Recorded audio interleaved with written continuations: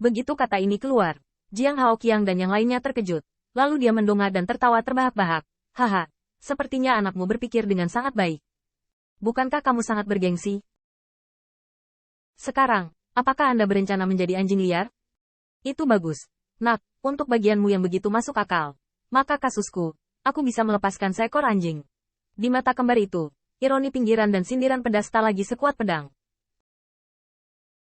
Tampaknya mereka benar-benar menundukkan kepala ke pegunungan yang tidak mungkin dijangkau dan terbuat dari banyak dewa emas.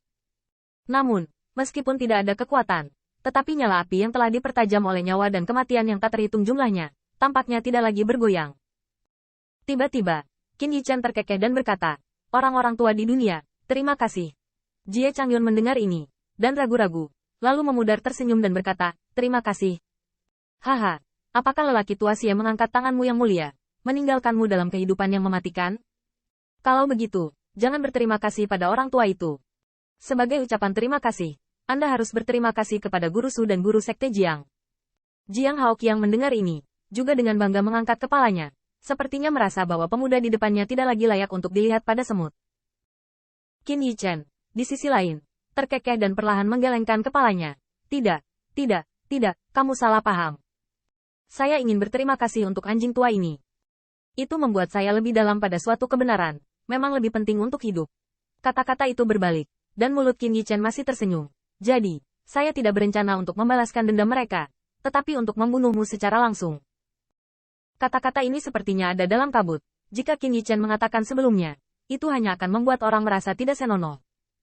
Namun, setelah kegelapan tak berujung ini hilang dalam waktu yang lama, apa yang dikatakan seperti kebenaran yang tidak dapat digoyahkan oleh siapapun. Ini seperti, Qin Yichen, saya menyadari.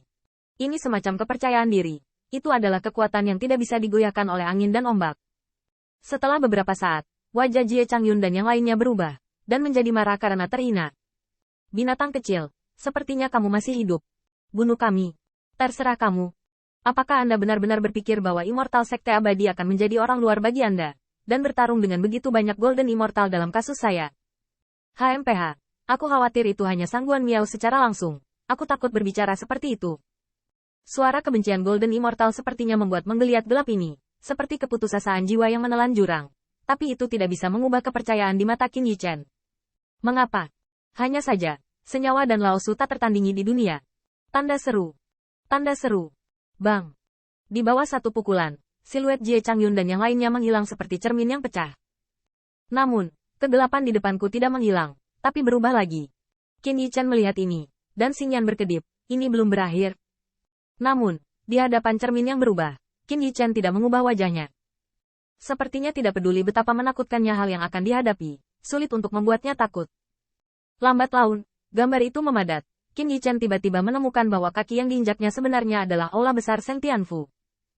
Di luar aula besar, banyak pembangkit tenaga listrik di Seng Tianfu, jalur wajah-wajah yang akrab, bersorak gembira untuknya, dan menyambut kemenangannya.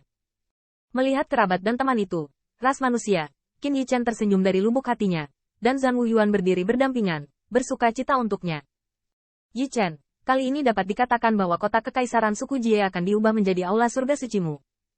Setelah klanmu kuat di masa depan, tempat suku Jie akan perlahan dicerna. Melihat bisikan tanpa sisi pada dirinya sendiri, Qin Yichen tersenyum dan merasa ada lengan yang lentur seolah-olah tanpa tulang menahannya. Menengok ke belakang, itu adalah wajah cantik tak tertandingi yang menghancurkan. Tersenyum seperti bunga. Dua orang berdiri bersama, seperti dibuat di surga dan diatur oleh bumi. Suamiku, kembalilah. Setelah itu, kamu akan tinggal. Kita akan berada di kota kekaisaran, oke? Mata Qin Yichen dipenuhi dengan kelembutan tulang besi, hanya untuk menghadapi angin seribu salju dan suara lembut dari perawatan yang dalam.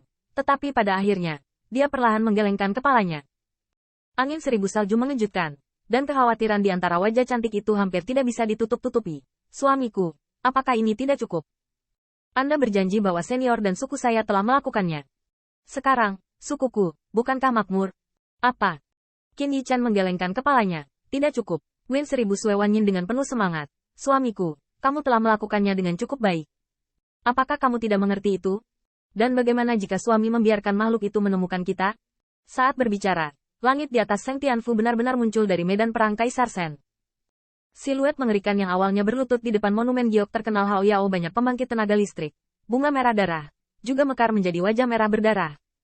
Qin Yichen tersenyum. Menurutmu apa yang lebih penting bagiku? Angin Seribu berbisik, lebih baik. Qin Yichen menggelengkan kepalanya. Angin Seribu mata indah salju bertanya-tanya, apakah itu hidup? Qin Yichen menggelengkan kepalanya lagi. Dan kali ini, 1000 angin bersalju dengan hampa. Apa hal terpenting bagimu? Qin Yichen tersenyum. Biarkan kamu hidup lebih baik. Begitu kata-kata itu keluar, angin dan salju tampak redup. Secara bertahap, semua yang ada di depan mereka semua hilang. Dan wajah tak tertandingi dengan senyum meyakinkan, juga berubah menjadi kegelapan asli di bawah mata enggan Qin Yichen. Tetapi pada saat ini, di hadapan kegelapan yang tak berujung itu, tidak ada rasa takut di mata Qin Yichen, dan kepercayaan pada kelap-kelip tampaknya sulit untuk menyembunyikan kecemerlangan kegelapan tanpa harapan. Benar saja, sebenarnya bukan 1000 salju, tapi hanya itu. Bang! Satu pukulan menghantam langit dan bumi, semuanya terasa pecah-pecah. Kegelapan tak berujung pecah, dan hanya siluet ramping yang berdiri dengan bangga dan memandang semuanya dalam diam. Cahaya dan kegelapan berpotongan. Qin Yichen tampaknya memahami bahwa hanya dengan menghancurkan kegelapan dengan tangannya sendiri, cahaya dapat memantulkan segalanya. Bagaimanapun, kegelapan telah hilang, dan di akhir alam rahasia, ada seorang lelaki tua dengan ketenangan yang terbagi dan ciri-ciri seperti orang bijak. Qin Yichen menatap lelaki tua itu, dan mereka berdua saling tersenyum. Namun, dalam menghadapi keberadaan yang membuat Sang Guan Miao sangat dikagumi, yang pertama tidak gemetar ketakutan mengeluh, tetapi nadanya agak bercanda. Ngomong-ngomong, sudah lama sejak saya melihat dua salju. Terima kasih banyak senior, untuk junior menyelesaikan masalah Acacia. Wajah penuh guru leluhur Teana, sekarang penuh senyum. Oke, hari ini, kamu bisa membuat lelaki tua itu membuka mata. Qin Yichen kaget. Jarang bisa mendapatkan pembangkit tenaga listrik top ini yang dulu menegur langit dan bumi. Tetapi menurutnya, seharusnya yang pertama tahu bahwa dia mengalami terlalu banyak masalah. Jadi dia membuat ujian itu sulit. Namun, Qin Yichen tidak menemukan sesuatu yang salah dengan itu. Lagi pula, dia meminta orang lain. Pemuda itu berdiri di alam rahasia. Dalam ujian ini, tidak ada bayangan pedang cahaya pedang, dan tidak ada dewa perang. Sebaliknya, itu seperti mimpi pipa. Hanya setelah mimpi inilah Qin Yichen menatap dengan sangat percaya diri,